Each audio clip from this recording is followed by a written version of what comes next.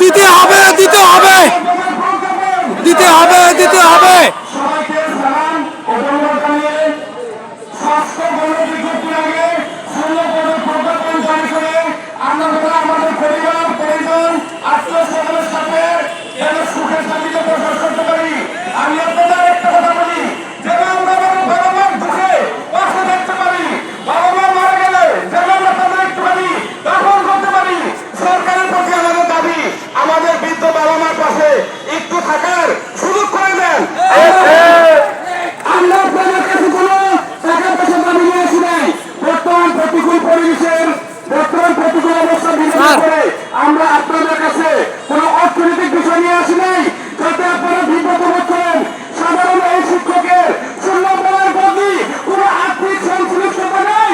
তাই অতি দ্রুত আমাদের এই দাবি মেনে নেওয়ার জন্য রাসেল স্যার সবাইকে ধন্যবাদ জানিয়ে আমি আমার বক্তব্য শেষ করছি।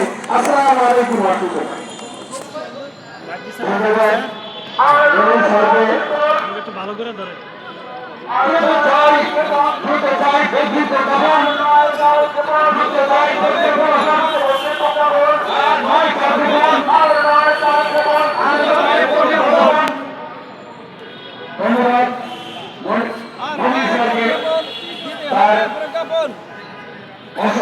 অত্যন্ত